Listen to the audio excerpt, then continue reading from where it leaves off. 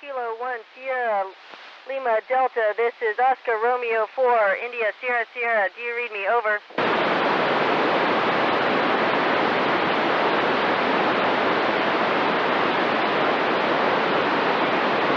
India Kilo 1 Sierra Lima Delta, this is Oscar Romeo 4, India Sierra Sierra, do you read me? Over.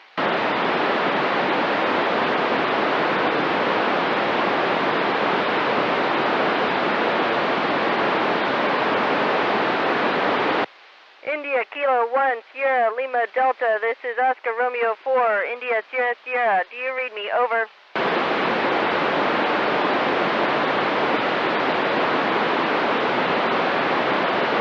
India Kilo 1 Sierra Lima Delta, do you read? Over.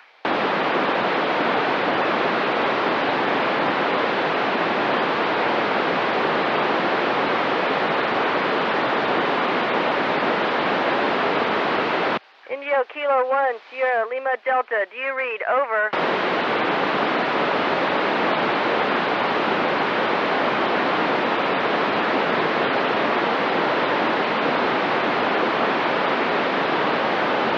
India Kilo 1 Sierra Lima Delta, this is Oscar Romeo 4, India Sierra Sierra, do you read? Over.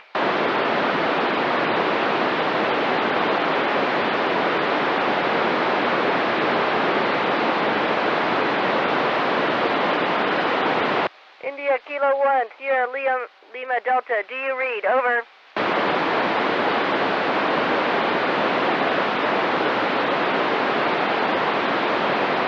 India Kilo 1 Sierra Lima Delta, in the blind, going to the backup frequency. Over. India Kilo 1 Sierra Lima Delta, this is Oscar Romeo 4, India Sierra Sierra, do you read? Over.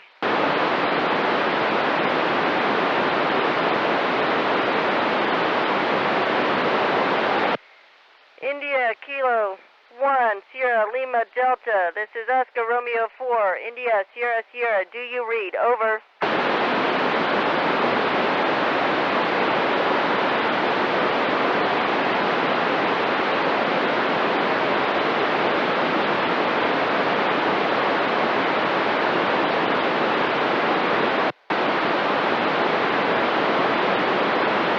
India Kilo 1 Sierra Lima Delta, this is Oscar Romeo 4, India Sierra Sierra, on the backup frequency. Do you read me? Over.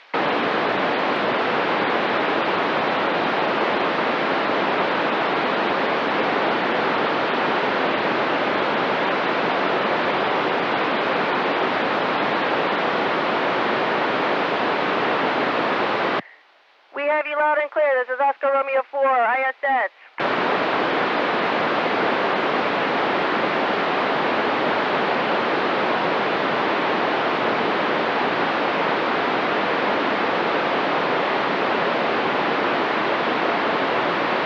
I am ready for the first questions. Over.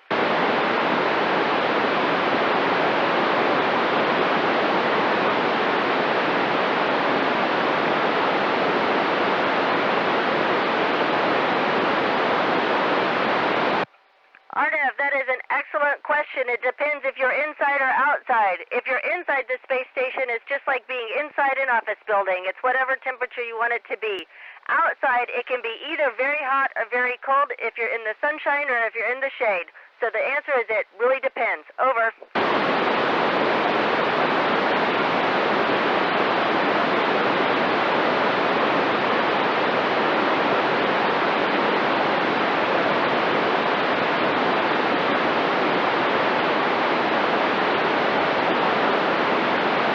Rosie, you know what?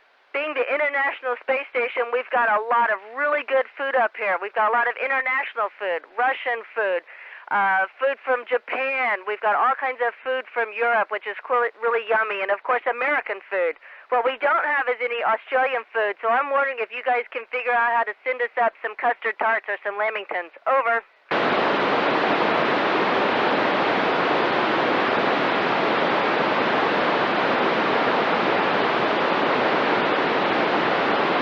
Zechariah, good question. We study so many things, I don't even think I could name them all. But we definitely do a lot of studies of the Earth, and so we're looking at the atmosphere and we're looking at things on the ground. So if you can think of an atmosphere or gas, we're probably studying it. Over.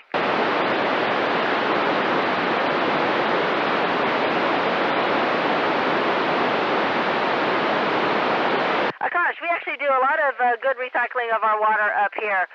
It's done in the basic way. We collect it all, we filter it, we put iodine in it to make it potable for us to drink, and then we drink it, and the process starts all over. We're able to reclaim about 75% of our water. Over.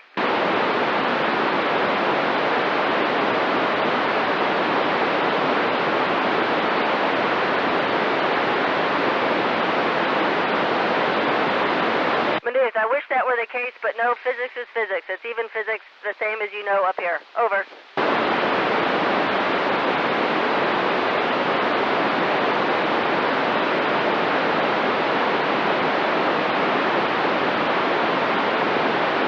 Natasha, we have got about 15 countries involved in the ISS. Of course, United States of America, we've got Japan, we've got Canada, Russia, and then there's a collection of countries that make up the European Space Agency. Over.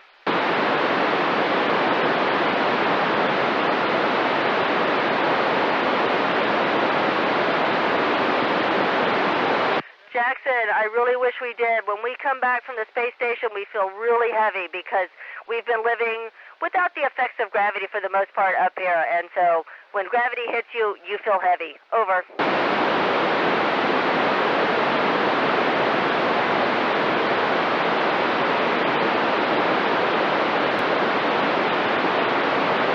Anushka, I do think we do a lot of great science up here that's really helping new discoveries of things that we need on Earth.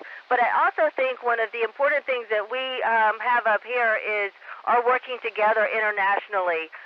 Maybe all our countries aren't getting along all the time on the ground, but together up here we work very well together, and I think it's a good model of how the Earth ought to be. Over.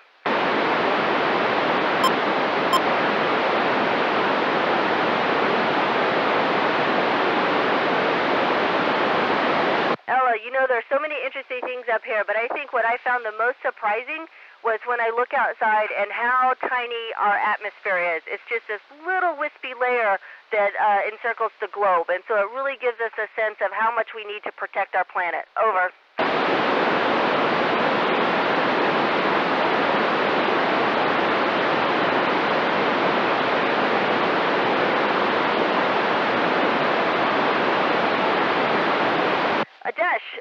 So basically we've got the material that it's made out of has got many layers to be able to keep you warm enough when you're outside. The basic features is it's got life support, so it's a little spacecraft, and it's got oxygen for you to breathe, and it's got carbon dioxide scrubbers to take out the carbon dioxide so you can survive in your spacesuit, which is your spacecraft. Over.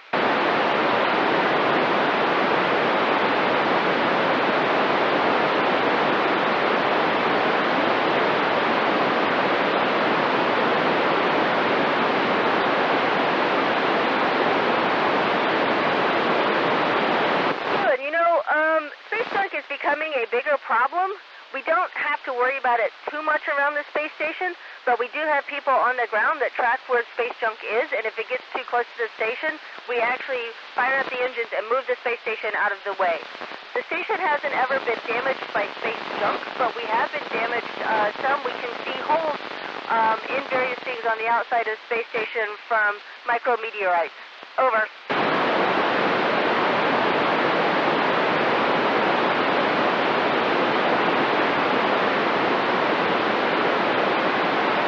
That is an interesting question. I think it would be very interesting to live on Mars. I wouldn't mind doing it, but I'm afraid by the time we get to Mars, I will already be a retired astronaut. Over.